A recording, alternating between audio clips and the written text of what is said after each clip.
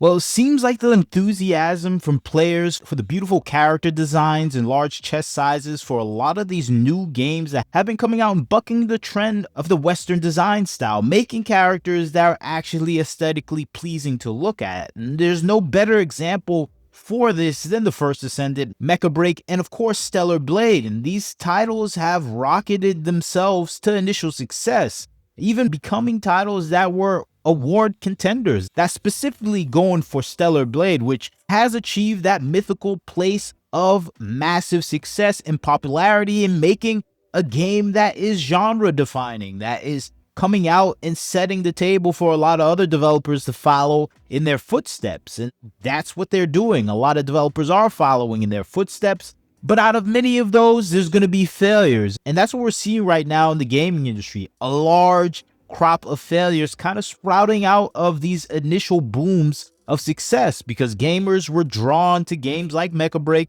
They were drawn to games like the First Ascendant because they did something that we haven't seen in the gaming in over a decade. They made beautifully designed characters. They made unapologetically enhanced and fantastical characters that gamers would like to play as. And I think that's the thing that we see in First Ascendant. That's what we continue to see from these games and developers that are noticing that gamers want these type of things in their games. And I think that is all kudos to them for noticing that. But that is not the end all be all for gaming, especially for gamers. You need good gameplay. You need a whole assortment of other things to keep players' attentions, and that's what we're seeing right now. The age of booby trapping gamers is over. And what I mean by booby trapping, getting gamers to play your game based off the initial shock of actually seeing great designs for characters, because it's been a long time since we saw some good game design. And I think that is what's winning over a lot of gamers with some of these Korean and Eastern games, because they're bringing about good game design that we haven't seen in a long time. And you just go back to what's going on in the Western gaming industry. There's an opposite approach to making characters. You try to make characters as realistic as possible. You try to make them look like an NPC. You try to make them look like a character that you would ignore in the usual gameplay setting. And that is what we see usually as the Western standard, a kind of uglified character model standard that has been dominating the market for the past decade or so. So when we see a First Ascendant that has these excessively beautiful designs, we get excited for it. And I think that's what led to the success that we saw for the First Ascendant, with the First Ascendant and Stellar Blade at the same time, where Stellar Blade became a billion-dollar company based on these principles of making beautiful character designs, and they had the gameplay to match it. And the same thing happened with Nexon, where it had record sales for the First Ascendant and was selling skins for over $100, and gamers were buying those skins because they were so deprived of anything like this, because the Western market has avoided making character designs like this. And that is just showing the starvation of gamers themselves, where they're shelling out hundreds of dollars for these character designs because they're just nigh impossible to see in Western gaming. And that is a thing we can't ignore. And I think that's what First Ascendant found its great success in, but it also found its greatest crutch in. And that's why we're seeing numbers for the First Ascendant decline massively. And when I say massively, I mean over a 95% drop in just 6 months. And that's just reflective of the gaming audience. Of course, every game has a big drop, but especially these games that are always online, that are supposed to be multiplayer focused, they don't have 95% drops. And I think this goes down to what we see in a lot of games that are coming out right now.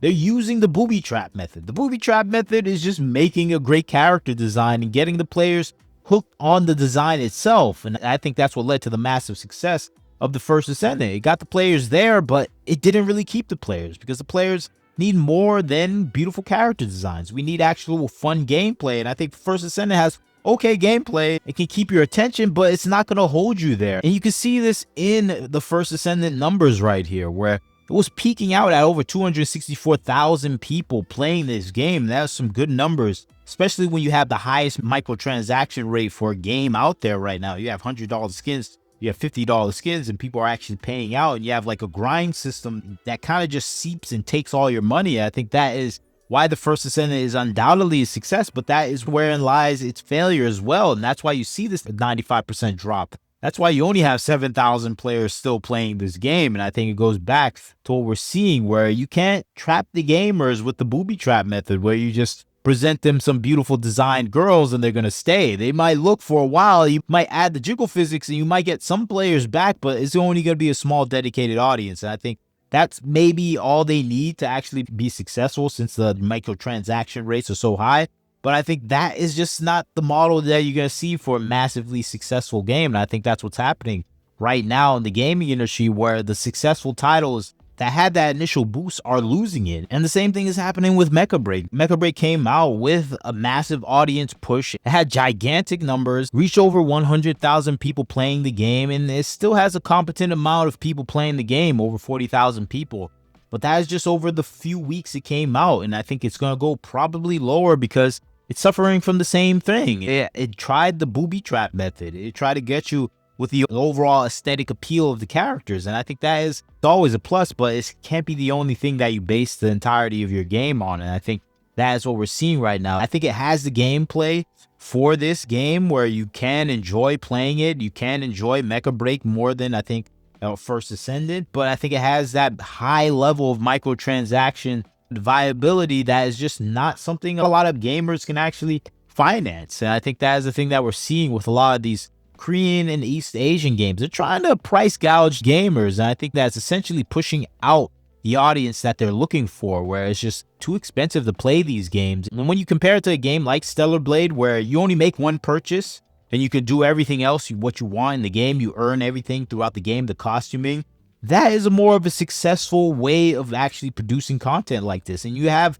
gameplay that is actually interesting and unique, and I think that is the thing that we're seeing right now with the difference between these type of games, where it's not a booby trap Stellar Blade. It has the boobs, but it's not a booby trap. You're actually playing a good game with great character design. And I think that is the thing that will lead to a successful franchise or a successful launch of a game, where you have to have these elements where you have affordability and you have the actual gameplay there to represent it. I think that's the thing that we're not seeing with Mecca Break or First Ascendant. They have mediocre gameplay at best, and they have a financial burden that is unsustainable to the gamer, where people have to spend like $500 to just have an okay build on the First Ascendant, and the same thing with Mecca Break, and no one wants to put that much money into a game. And I think that's the thing that we're seeing now, the stark differences between Stellar Blade and all these other booby trap games, where it wasn't a booby trap. You were actually there enjoying the game, and I think that is an essential thing that we're seeing right now in the gaming industry. The difference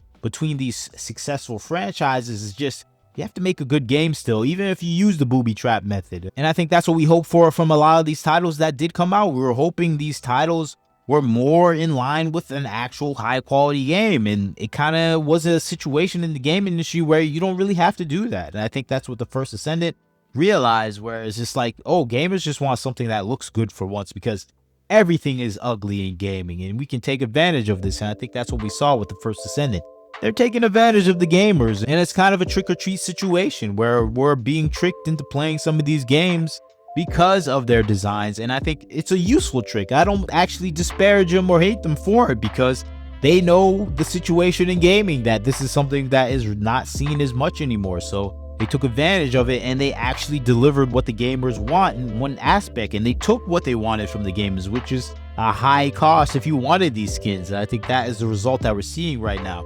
When these type of design styles are not abundant, people are going to take advantage, and that's what we're seeing right now in the industry. The booby trap method reigns supreme, at least in the Asian gaming market, and it's leading to some successes and some failures, but the successes are more interesting than the failures, and I think that's what we're seeing with Stellar Blade. But that's just my thoughts on the situation. The booby trap method, it's not working for a lot of titles in the gaming world, but it's working for some of the best ones, and I think that's what we're going to see more of in the future. A lot of people are going to change how they make these games, because they're going to want long-lasting supply of gamers playing their games. And I think we're going to see more titles do the Stellar Blade method, because it's just leading to more sustainable success. So it's bad for now, but I think things are going to look up. At least we have good games coming out now, and I'm just excited to see it, even if it has a booby trap in it. But that's just my thoughts on the situation. Maybe you disagree with my booby trap method. Maybe you're out there still playing the First Ascendant saying, what are you talking about? I'm one of those 7,000 people.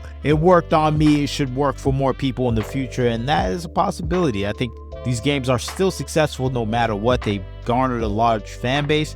but I think it's a strategy that is not going to work for too long. But maybe it will work for a while because we still have terrible, ugly Western games coming out. So maybe I'm wrong. But you tell me what you think. Like, comment, share, subscribe. This is just my thoughts. I'm not too sure if I'm right or wrong, but you tell me. This is Wagner Knows Why. Catch you next time.